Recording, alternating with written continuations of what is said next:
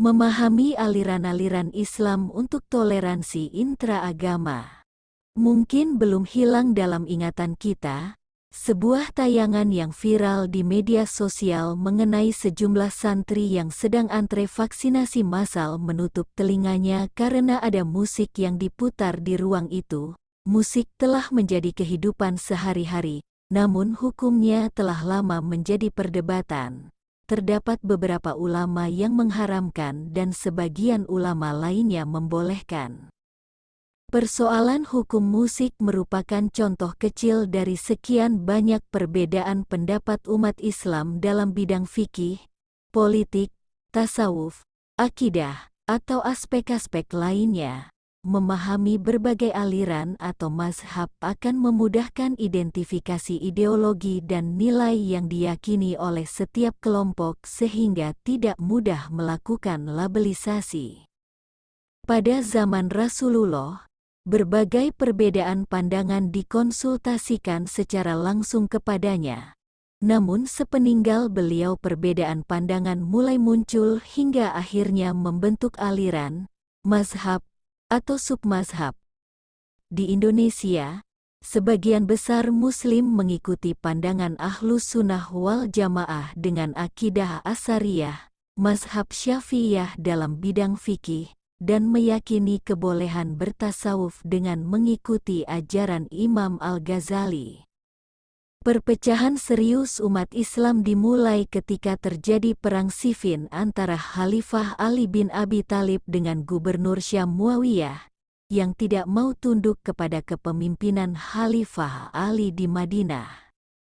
Dalam pertempuran, pasukan Muawiyah hampir kalah sampai akhirnya Amru bin Ash mengangkat Al-Quran di atas tombak untuk menghentikan pertempuran dan maju ke perundingan. Sayangnya, dalam perundingan pihak Ali dirugikan. Orang-orang yang tidak mau mengikuti tahkim perundingan memisahkan diri dan kemudian disebut sebagai kelompok Khawarij.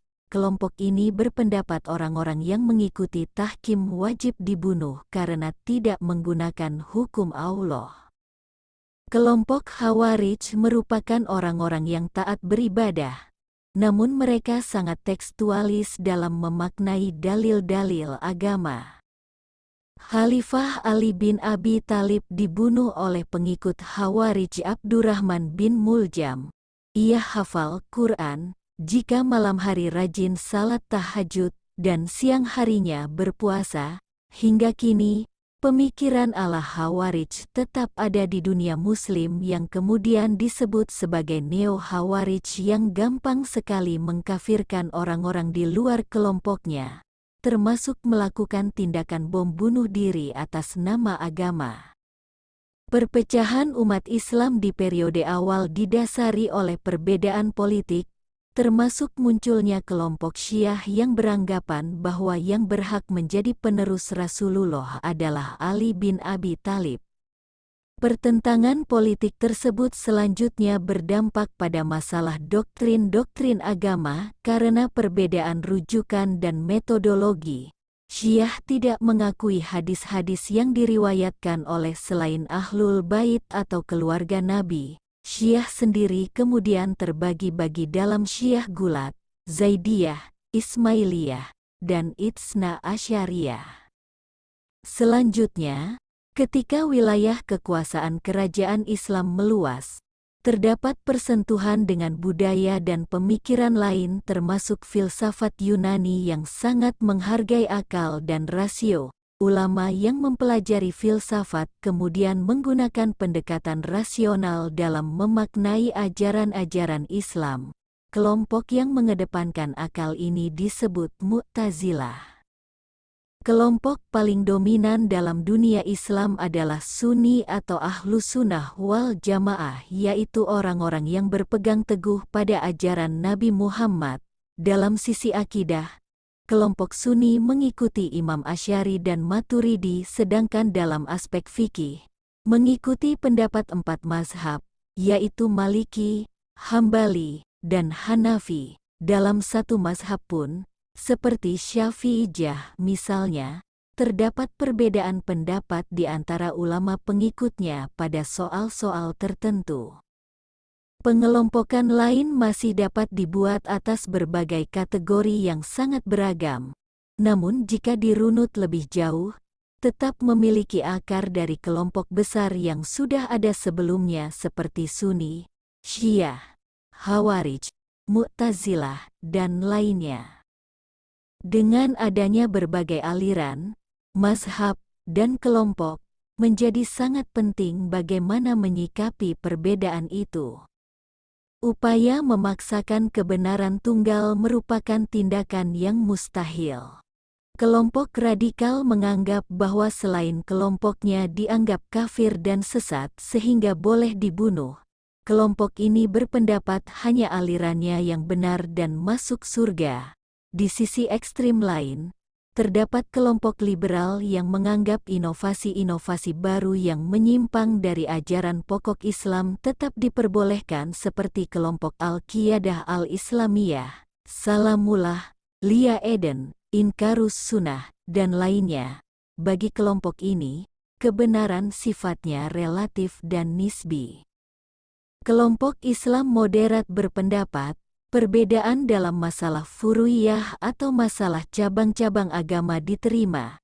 Namun jika sudah menyangkut pokok-pokok ajaran Islam seperti mengaku sebagai nabi baru atau mendapat wahyu dari Jibril, dianggap sudah keluar dari ajaran Islam. Persoalan muncul terkait hubungan antara agama dan negara. Negara tidak mengurusi soal keyakinan seseorang mengingat hal tersebut dianggap sebagai persoalan pribadi. Masalah terjadi ketika satu kelompok mengklaim sebagai bagian dari agama Islam, tetapi kelompok mayoritas menilainya sudah menyimpang dari ajaran pokok seperti pada aliran Ahmadiyah. Padahal negara melindungi kebebasan berserikat, berkumpul, dan memeluk agama masing-masing dan beribadah menurut keyakinannya. Keberadaan kelompok seperti Ahmadiyah sampai sekarang belum menemukan titik temu dan menjadi persoalan sosial ketika ada kelompok konservatif yang kemudian membakar, melakukan tindakan kekerasan, atau pengusiran pengikut Ahmadiyah atas nama Islam. Sayangnya negara masih bersikap ambigu dalam menyelesaikan persoalan tersebut. Persoalan-persoalan khilafiyah yang sifatnya furu'iyah pun kembali menjadi perdebatan seiring dengan munculnya internet dan media sosial. Kini semua orang merasa menjadi ahli dan bisa mengomentari masalah agama. Masalah ziarah kubur, doa kunut, sholawatan, memanjangkan jenggot, celana cingkrang, burka, dan lainnya menjadi perdebatan panas antar warganet. Era Orde Lama, beberapa soal tersebut pernah menjadi diskusi yang sengit, tetapi kemudian muncul kesadaran untuk saling menghargai perbedaan pendapat dan pandangan. Sayangnya, beberapa ustadz baru kurang bijak berdakwah dengan memperuncing perbedaan dalam pembahasan hal-hal yang sudah dianggap sebagai masalah khilafiyah yang mana seharusnya setiap muslim dihargai pilihan pendapat yang dianutnya. Pada kelompok yang melakukan kekerasan atas nama agama atau ingin meruntuhkan bangunan negara kebangsaan Indonesia, maka aparat pemerintah mesti bersikap tegas. Untuk dapat menjalankan ibadah dan hidup dengan baik, maka keamanan negara perlu terjamin. Kelompok-kelompok yang menggunakan kebebasan yang diberikan oleh negara untuk merongrong kebebasan itu sendiri tidak boleh dibiarkan. Dengan memahami berbagai aliran dalam Islam, kita dapat mengidentifikasi ideologi, ajaran, dan tindakan setiap kelompok. Mungkin ada derivasi-derivasi kecil yang terkait dengan konteks zaman dan lokalitas dari kelompok yang baru muncul. Namun gambaran besarnya tetap tidak jauh berbeda dari kelompok besar yang sudah ada sebelumnya. Dengan demikian kita dapat mengambil sikap dan kebijakan yang tepat. Bagi umat Islam, pemahaman terhadap aliran-aliran agama menjadi dasar untuk menumbuhkan toleransi intraagama. Nahdlatul Ulama meyakini bahwa ajaran-ajaran yang diyakini dan dijalani sangat otoritatif yang didasarkan pada Al-Quran, hadits, ijma, dan qiyas. Namun, demikian, NU tidak pernah memaksakan keyakinannya kepada kelompok lain. Dengan saling menghargai, maka akan muncul harmoni dalam ukhuwah Islamiyah.